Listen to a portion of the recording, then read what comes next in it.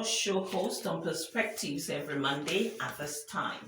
2023 off-cycle governorship elections in Bayelsa, Imo and Kogi states, which ended over the weekend, is on everybody's lips. Of course, it did come with its attendant challenges. Today on the program, my guest, former FCT Commissioner of Police, Mr. Lawrence Alobi, and a public affairs analyst, Mr. Jide Ojo, will share their perspectives on the off-cycle governorship elections in these three states. Gentlemen, it's a pleasure to have you. Good morning, sirs. Good morning. Thank you for having me. My pleasure.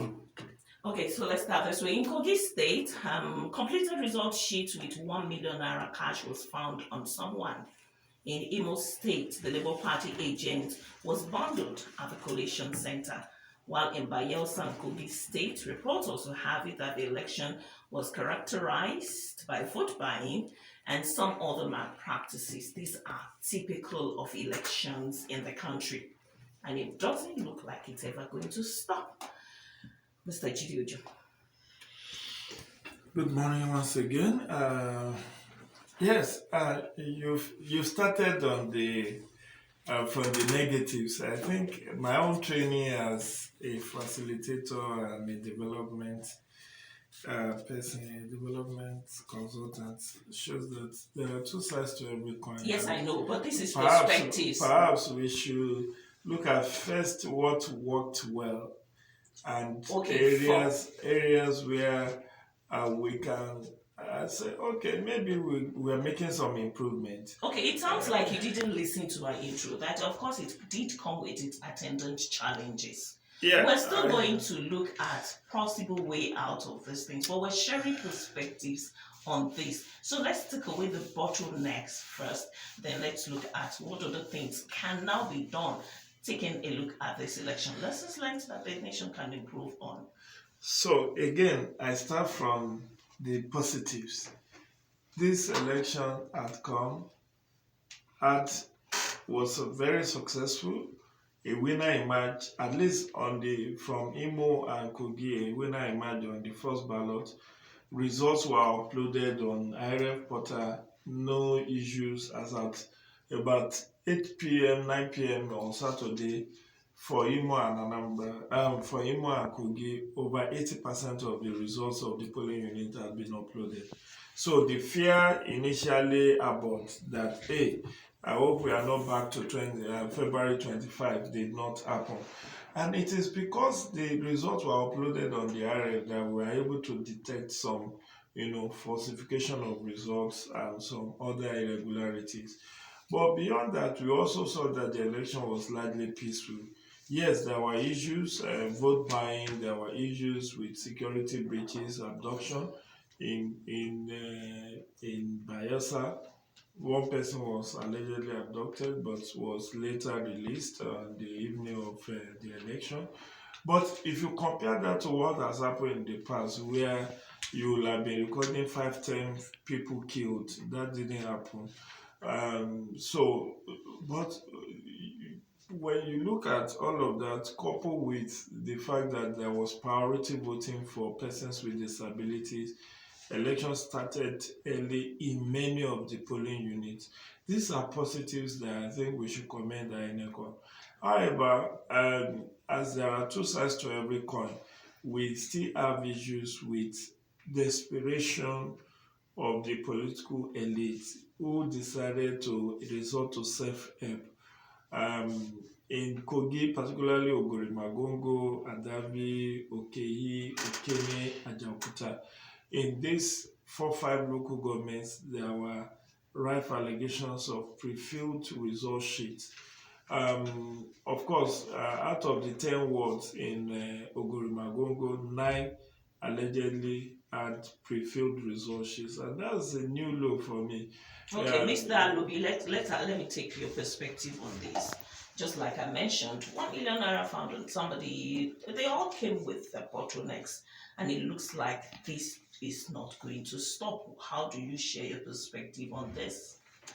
Yeah, thank you very much. Like my colleague has said, really the election journey, if I want to assess it, evaluate, I think it's peaceful and the results are being released. But then we'll have to look at what are those issues that are negative, that are not acceptable during elections, like vote buying, money being found on people, results are being sheets are being filled fraudulently and submitted. All these things are things that are characterized election, mostly in third world countries, Nigeria also inclusive. These are things like the phenomenon of vote buying is actually alien. It hasn't been so the past years, just a recent development. And it's because we have unscrupulous politicians who want to be the hook or by crook. And then also our electors who are very gullible because of poverty, they are easily, the youths are being used and so forth. I think the point is that, like he was saying, that he commend INEC. It's not only INEC that conducts election, it's all stakeholders should be commended. The police, security agencies, INEC, everybody that's involved should be commended, because INEC alone cannot conduct the election. INEC only is the one that carry out the process, but then it requires everybody's effort and contribution. So I want to commend other security agencies, the police and other security agencies, and all those who are involved in this process. But then we have to do something positive. And that is, like Mr. President talked about, our character, our attitude and character during elections. This issue of corrupt attitude, vote buying, our politicians who want to do it by hook or crook, it is not acceptable at all. It is not good for our democracy. And I think the earlier we do something, the better. Maybe national orientation will carry out a massive popular enlightenment, or these negative vices that are not good for our democracy, because it could result to election cancellation or postponement elections and so forth. So it's not good for democracy, and also good for the corporate image of the country. And then in terms of our electoral process, the credibility, the transparency and accountability it doesn't depict that. So I think it is not good enough, and we should see how we can put a stop to it. And now that the election is over, let INEC other election management bodies should now look at those things, which are those areas that are actually like a post-mortem, and identify those areas like this issue of vote buying. How can we copy? Like EFCC also, they've been doing their best. They've been there, and they've been showing that during elections they are always there to ensure to checkmate, to prevent.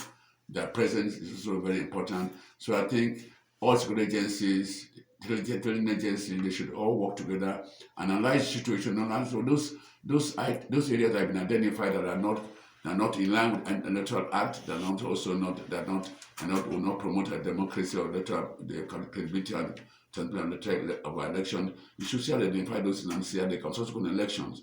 They can also deal with that. So I love the idea that you raised the security perspective of it, that the security men also needed to be applauded.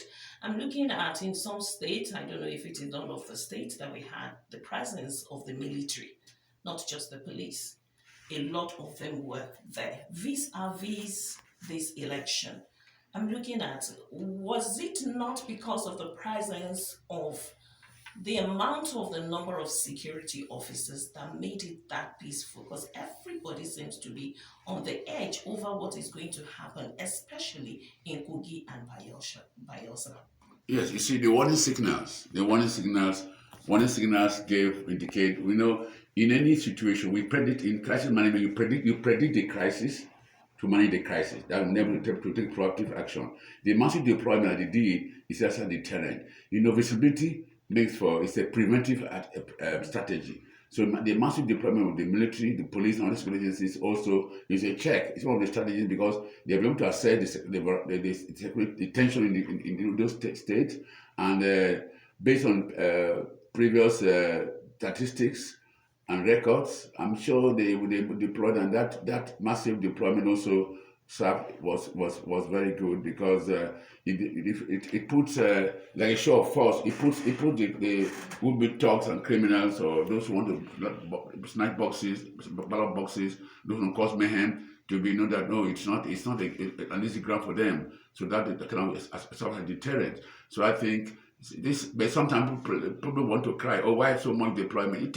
It's when the security agencies assess situation, what they call risk and threat assessment. You do the assessment of the threat situation on ground, what are the threats, what are possible threats, what and so forth, and then they will deploy based on these are based on needs, based on the challenges on ground, based on the reality on ground. So like I said, I applaud the security agencies, the police or security agencies, the military, who work together. And I think Mr. President has always said that they should always, that synergy should be strengthened, they should be promoted, and they should always work together as a team, like fingers of one hand, because they are working for the same government, the same purpose, to achieve the same objective for this nation. So the elections they provide an enabling environment where voters can come and vote freely without threat or intimidation, and where they know their votes will count.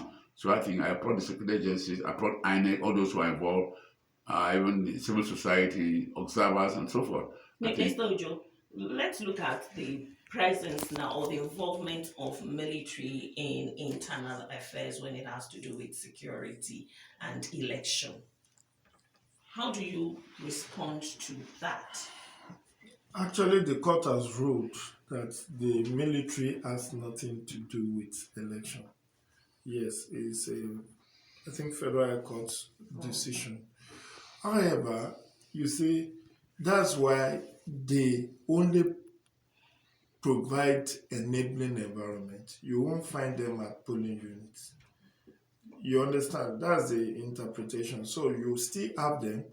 I recall that during midweek last week, when the soldiers got to Kogi, the residents of Lokoja trooped out and were very joyous that, oh, at least we know these ones don't tolerate nonsense. So, and you will not see any of the soldiers in any of the polling units, but they are on hand, strategically deployed to serve as deterrent in the event that anybody wants to cause mayhem.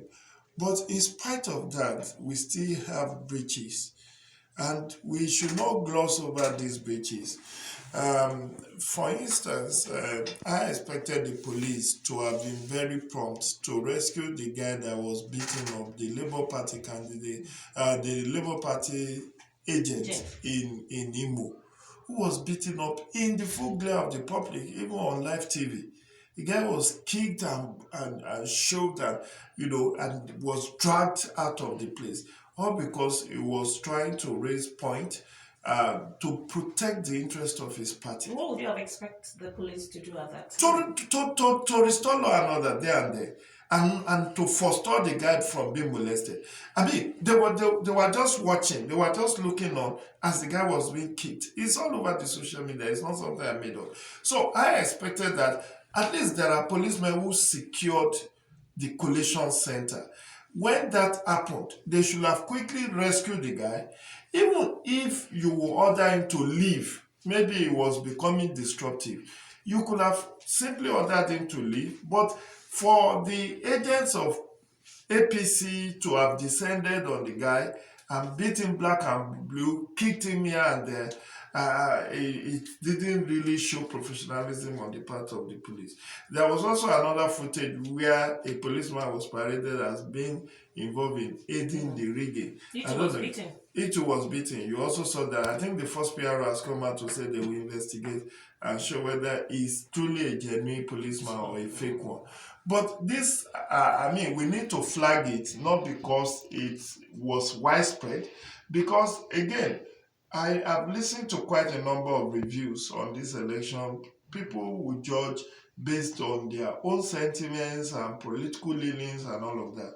But as a professional who has spent over 20 years, not only observing election, but also involved in the intricacies of planning and execution, I'll tell you for free that we have the biggest challenge with the political class. And if our election will get better, the conversation must be had with the political elite, particularly the dominant parties, to really allow for free, fair, credible elections. Why will anybody induce people to pre-fill results of election? Why will in Imo State, we have cases of over 40 polling units where elections did not take place, yet results were written and uploaded on IRF portal. There were incidences, and this is something you can also fact check, on social media of results that was clearly inflated. Number of accredited voters 2. Then you see the EC A for 50. voted. How can 2 be accredited and 50 50 vote? voted. Well, these are some of the issues also I would want us to look at concerning the irregularities with this, and some people are calling for a total cancellation of elections in some states. So I'm looking at what actually should happen for any election to warrant it being cancelled. It's Because very clear. PDP is doing that, Labour Party too is asking. So what would have warranted them calling for the cancellation? Or what could actually be the offense? If you've been observing the electoral process, you know that that's the trademark of politicians. Every one of them that loses wants the elections to be cancelled. But not so fast. Let me call your attention to section 152, if I'm not either 151, 152, or 153 of the Electoral Act. If we have a copy, I will have been very specific. It says election would not be cancelled unless there is substantial non-compliance with the process. So that there are flaws in some polling units, in some wards, in some local government, or even in some states, will not warrant the total cancellation of outcome of an election. Let me take, for instance, yes, I flagged the issue of, where elections did not take place and results were uploaded, or where incidences where there are lower number of accredited voters and higher number of votes recorded. But how widespread are they? In Imo State, there are 27 local governments. So if all that we could come up with are about 5-7 polling units, whereas there are maybe 3,500, 5,000 polling units, you will see that it's not substantial enough to warrant cancellation. But we need INEC to investigate and bring the culprits who were induced to commit that infraction to book.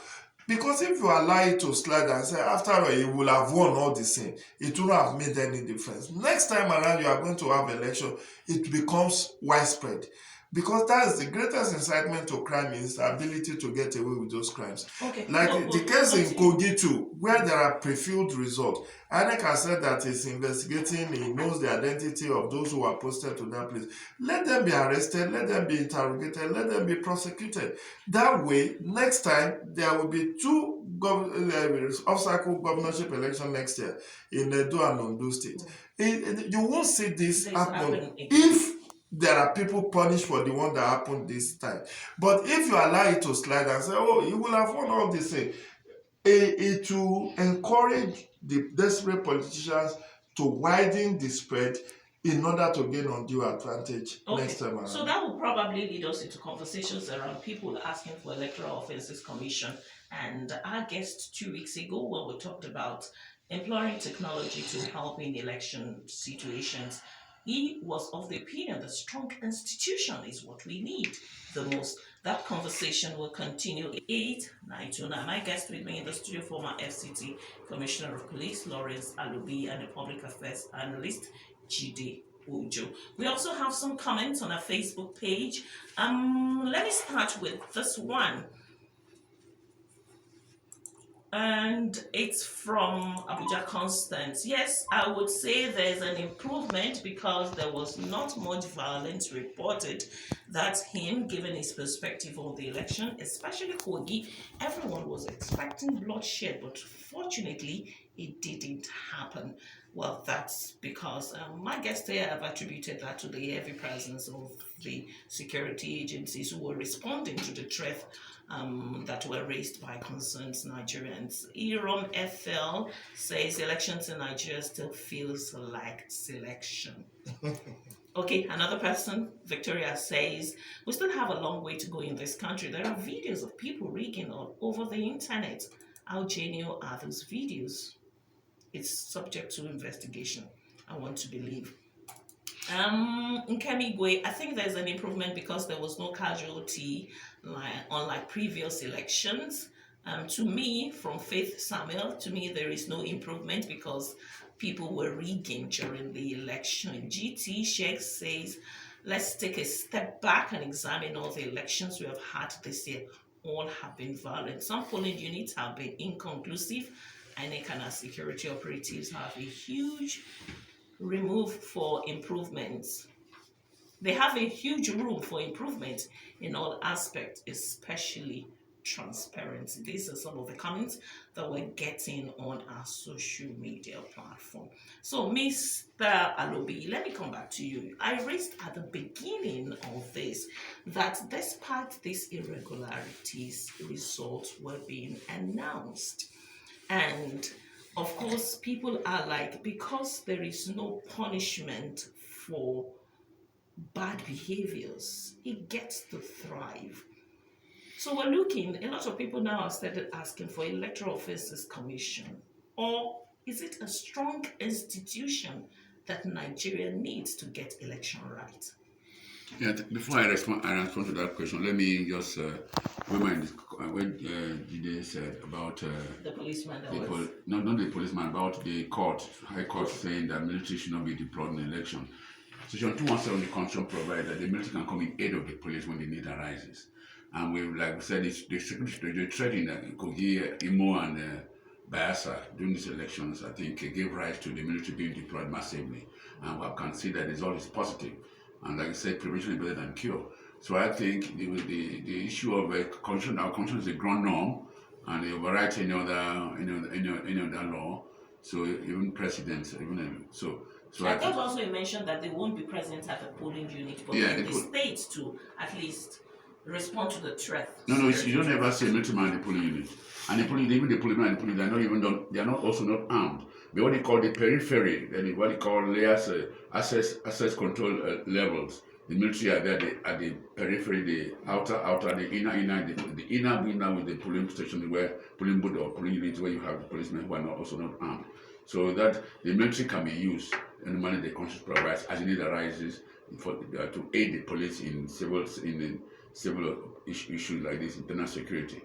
Then you talked about people have been clamoring, like always report about electoral offense. If the court judiciary is strong enough and independent, I don't think it's just the same Nigerians, the same people are going to bring to form those tribunals or electoral courts, the same Nigerians. So the point is that if our institutions are strong and given the capacity, the enablement, I think we can have election matters will be speedily handled, and of course they'll be handled based on justice and equity and fair play. But then because like I said, the society itself tolerates corruption. It's become like a way of life in Nigeria. Like corruption, you have permits other kind of our institutions everywhere, and no perfect society in the world. But what we now have to reduce this ugly trend that are not too good for our democracy, for integrity as a nation, and even globally, Nigeria is said to be the giant of Africa. But when other nations in the country see our elections, we lose our integrity as a nation and our credibility of our political process. So I think the issue of proliferation of tribunals and courts is not the solution. Like for instance now, like in international security, for instance, we have so many security agencies, both non-state actors, all doing the same thing. And that is sometimes there are clashes of interest, and there are conflicts and so forth.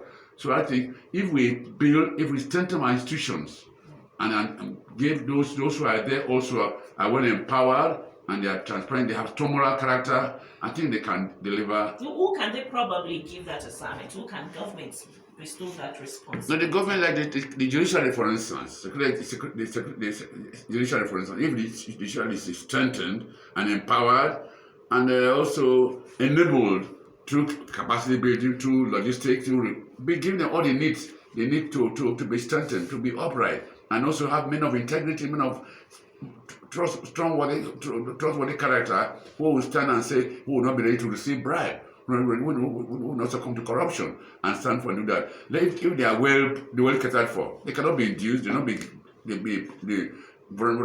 be vulnerable to temptation by politicians. Okay.